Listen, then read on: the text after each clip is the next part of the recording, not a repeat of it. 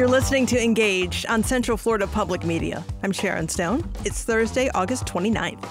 Coming up, we'll learn how from our administration, different from law enforcement, different than the public. And so yesterday we talked through a lot of that, but inevitably there's always communication gaps. Always more learnings, more things that we can do to 10 miles an hour. No alcohol on the beach. Alcohol is strictly prohibited in any type of container as well. That was Director Tammy Malfers with Volusia County Beach Safety Ocean Rescue.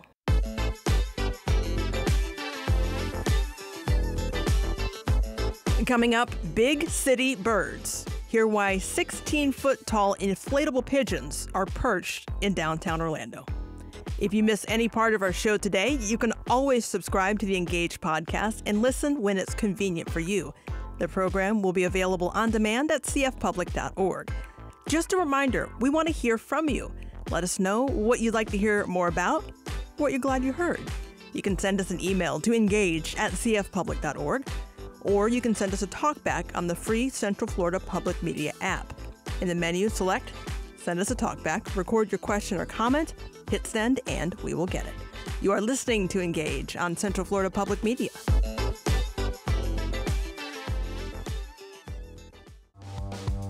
You're listening to Engage on Central Florida Public Media. I'm Sharon Stone. Downtown Orlando is about to get a new look and sound thanks to the DTOLive initiative from the City of Orlando's Downtown Development Board and United Arts of Central Florida. DTOLive will pack multiple downtown venues with area musicians, artists, and performers of all types at 11 locations, from the North Quarter on Orange Street to City Hall Plaza in the south end of downtown. Organizers hope to draw traffic into the downtown corridor during the daytime and evenings, encouraging both community interaction and driving foot traffic into downtown businesses. David Barilla is the executive director of the City of Orlando's Downtown Development Board and Community Redevelopment Agency. He joined us to parse out what can be expected from the DTOLive programming. Barilla began the discussion by explaining the impetus behind DTOLive. The concept there was a number of things. One, it was fun, you know what I mean? Something that would make people smile. Maybe something that would make people question a little bit. Why pigeons? A lot of that has kind of unfolded a bit over the past, 2 weeks or so since they've been out there. If you look at kind of the history of pigeons, interestingly enough, they have a very long history with their interaction with humans and actually in urban spaces. Humans were kind of originally responsible for domesticating pigeons and using them as carrier pigeons, using them in times of war, using them just to send, love notes to their loved ones and those type of things.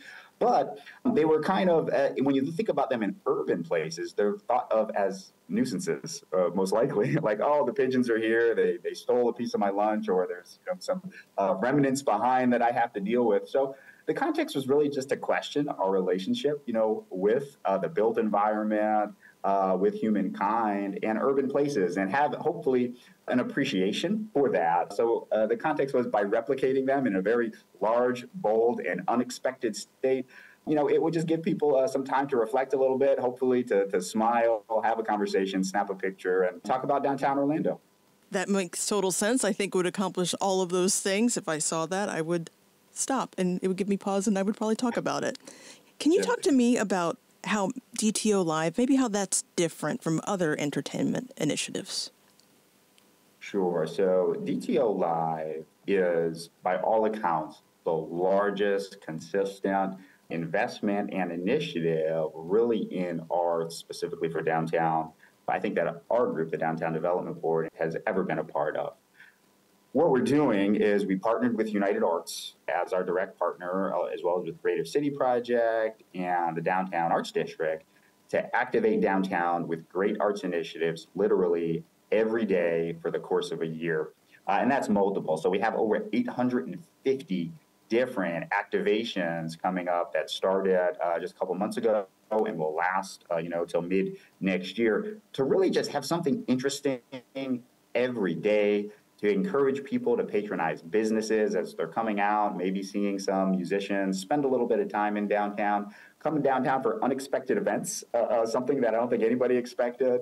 Quite frankly, I didn't expect 90 days ago that we'd have 16-foot pigeons in downtown Orlando. but have all those things and be able to really showcase the unique and impactful arts community that we have in Central Florida. We're so fortunate to have that. So we wanted to find a way to really be able to kind of focalize on that, catapult on it, and really re-energize the art scene and kind of connect it with economic development initiatives so our businesses in downtown can reap some of those financial rewards with more people coming downtown. Can you talk about the selection of performers and some of the non-musical events that we can expect? Yeah, so there's a lot of musical components as we see a lot of musical talent coming out of Orlando. The big pieces, so as I mentioned, there's 6 longer installations that are being worked through Creative City Project. You saw the first one, No Place Like Home, which was a very large artistic installation on 30 South Orange. Once Big City Birds kind of moves through its activation level, the next one will likely be coming back as just kind of a different artistic look at public space and how we utilize public space, various different types of street furniture that can be activated by the arts. And quite frankly, the rest are still in flux. We are actively working with not only with our artist community, but also with our downtown professionals, so employees, employers, as well as our residents downtown to really kind of get them involved and see what they want to hear, what they want to see. So we can keep being pliable a little bit. So we're delivering, hopefully, things that the community is excited about and willing to patronize. We're talking with David Barilla. He's Executive Director, City of Orlando Downtown Development Board and Community Redevelopment Agency.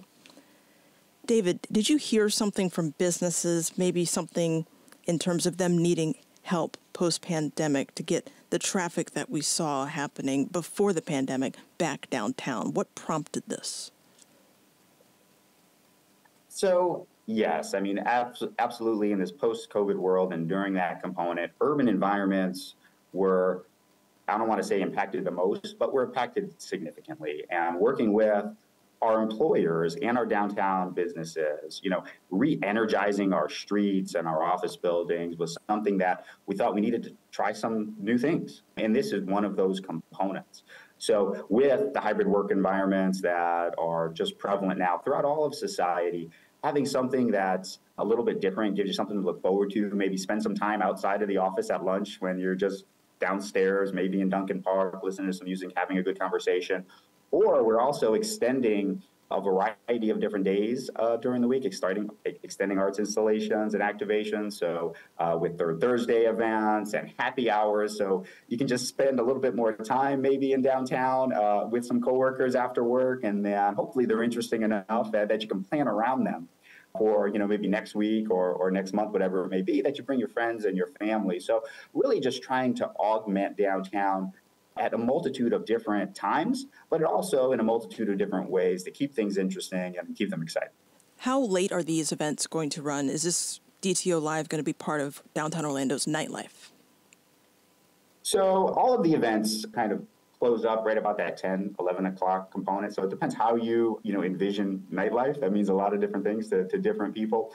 But to the traditional nightlife scene, often in downtown Orlando, these events are not a part of those. They're really meant to, we're already very robust at that period of time. They're really meant to augment the daytime hours and that post-work, happy hour. The ones that kind of bleed a little bit later are the festival type components, like I mentioned, with Third Thursdays or art-focused events as well. Can you tell me where I can direct people?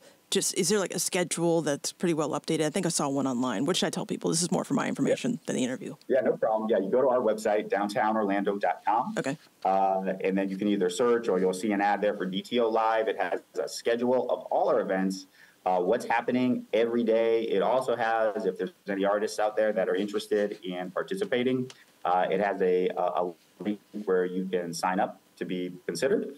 And find out about all the other things we have going on in downtown as well that aren't just connected to this initiative. Any particular event that you are looking forward to attending? Probably a little bit jaded coming from me. I'm really looking forward to, we're starting a new initiative. It's not specifically part of DTOLive, but it's a partnership with Global Peace Film Festival, where we're actually starting monthly events at Luminary Green in our Paramore area. So we have the first one coming up in just a little bit over a month, and then they'll be continuing on after that. So really excited for that. And obviously the other one I just have to mention is Our downtown for the holidays has been something that we've really been investing in and cultivating the past couple of years. Last year, we were one of the top places in all of Florida, public places that people visited to ultimately celebrate the holiday. So really excited. We kicked that off the entire month of December with a lot of great events. David Barilla is the Executive Director of the City of Orlando's Downtown Development Board and Community Redevelopment Agency. There are 5 events scheduled for today with much more throughout the holiday weekend. We have a link to the DTOLive schedule on our website, cfpublic.org. That's all for today's edition of Engage. We are back Tuesday at 3 o'clock. All of our shows are available on demand at cfpublic.org. I'm Sharon Stone. Thank you for joining us. All Things Considered is coming up following NPR News.